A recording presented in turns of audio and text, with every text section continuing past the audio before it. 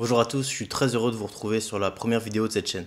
Comme dit dans le titre de cette vidéo, je suis en 9e année de médecine, donc pas encore docteur mais déjà médecin, et je suis passionné par tout ce qui touche le sport, que ce soit le foot ou d'autres. Avant cette finale de Coupe du Monde, je voulais du coup parler du versant médical de la blessure de Karim Benzema, et essayer de comprendre les raisons de la discorde, ou en tous les cas, des discussions autour de son cas. Même s'il ne s'est pas exprimé clairement sur le sujet, on ressent une crispation autour de sa blessure de toutes les parties, à savoir le staff du Real Madrid, le staff de l'EDF et Karim Benzema et son entourage lui-même. Pour se baser sur des faits tangibles et vérifiables, on va se baser sur deux sources de données.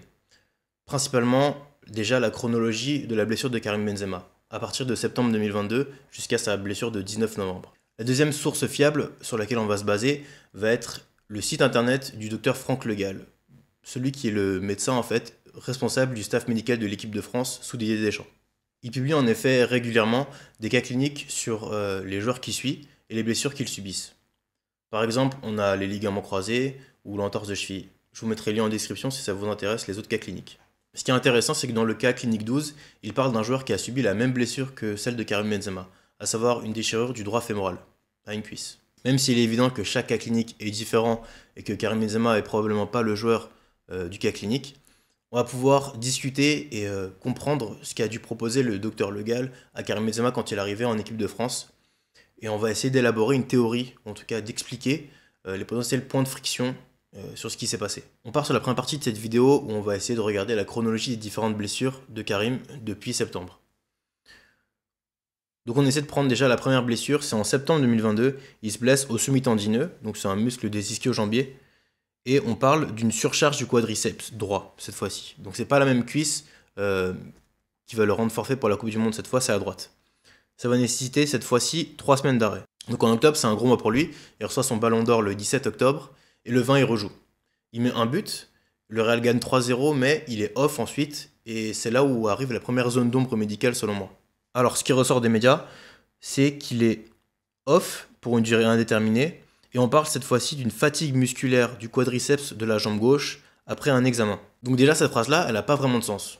On dit que Benzema a une fatigue musculaire trouvée pendant un examen.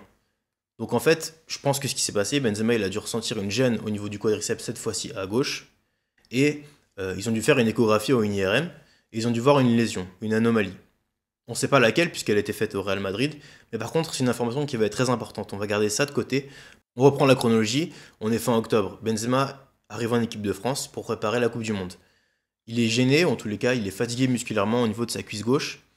Et on arrive au deuxième point important. Il arrive blessé pour le docteur Franck Le Gall et le staff médical de l'équipe de France. Dernière séquence de la chronologie, le 19 novembre, il reprend sa première séance avec le groupe. Et là, coup de tonnerre, il se blesse à la cuisse gauche.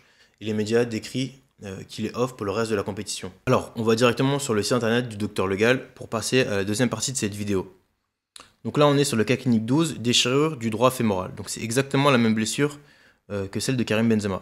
Ici, toute la première partie, je vous la laisse lire. Elle est très intéressante parce qu'il explique comment s'est blessé le joueur. Donc apparemment, c'est sur une frappe sèche. Il se blesse, donc il ressent une gêne. Ensuite, ils font une écho, ils voient qu'il y a quelque chose sur la cuisse. Mais en plus de ça, ils retrouvent une autre blessure. Mais cette fois-ci, c'était une cicatrice. Donc c'était une ancienne blessure. Donc en fait, le joueur a deux blessures sur la même cuisse. Il parle du protocole de retour. Donc pour lui, il reprend de façon progressive. Et en fait, ça prend 23 jours pour lui. On arrive du coup à la partie que je trouve le plus intéressant, c'est la discussion autour du cas. En fait, le docteur Franck Le Gall explique ce qu'il aurait pu faire de mieux pour la rééducation et ce qu'il a proposé.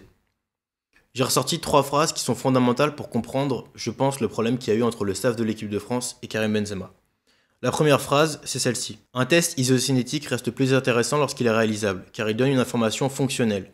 Un déficit de force de 20 ou 30% sans cicatrice est plus utile à connaître que la présence d'une cicatrice sans déficit de force. Notre problème est qu'il n'a pas pu être réalisé, car le joueur est arrivé blessé. Pour prendre des termes plus simples et expliquer ce qui s'est passé, en fait, il explique que pour savoir si un joueur est réellement blessé, l'échographie, elle n'est pas suffisante. Parce que même si on voit une lésion, ça ne veut pas dire que le joueur a toujours mal. Il faut savoir si la blessure est celle de maintenant ou celle d'il y a 1 ou 2 ans. Or, pour savoir ça, il faut faire un test qu'on appelle un test isocinétique. Grossièrement, on demande au joueur de pousser avec ses deux cuisses, donc une puis l'autre, la cuisse droite et la gauche, et on essaie de voir s'il y a une différence entre les deux. Si on voit par exemple que la cuisse gauche est moins puissante, ça veut dire qu'il y a vraiment un problème au niveau de la rééducation et que le joueur est blessé. Donc concrètement, c'est à peu près la même chose qui arrivait à Karim Benzema. Je pense qu'il arrivait blessé, ou en tout cas avec une gêne en octobre, et ils ont dû bien voir au niveau de l'échographie qu'il y avait quelque chose sur la cuisse. Seulement, ils n'ont pas pu faire le test puisqu'il arrivait avec une gêne.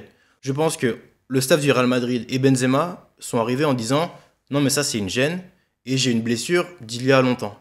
Ce qu'on voit à l'échographie. Et je pense que le docteur Le Gall et le staff de l'équipe de France, donc Didier Deschamps compris, a dû dire moi je pense que ça c'est une vraie blessure et ce que la gêne que tu as c'est une vraie déchirure. Donc là on part sur un protocole de 23 jours. Or Benzema pour lui, il n'est pas blessé, c'est juste une gêne et c'est une blessure ancienne. La deuxième phrase, que je trouve aussi très importante, est la suivante. La non-douleur est bien le garde-fou de toute rééducation et du réentraînement sur le terrain.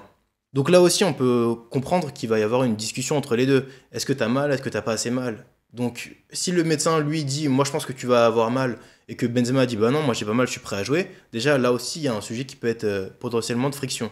La troisième phrase, et du coup la plus importante selon moi, c'est la dernière et la suivante. Le collègue interrogé souligne que la lésion du droit fémoral survient souvent dans un contexte de fatigue, enchaînement de matchs, séance devant le but, de sprint, antécédent de blessure, et pose un problème du fait d'une disparition assez rapide des douleurs, ce qui peut amener à faire des bêtises pour les délais de reprise. Là par contre c'est clair de sens. Ça reprend un peu ce que je disais avant, donc déjà on pourrait presque dire que c'est le fait de Karim Benzema, hein.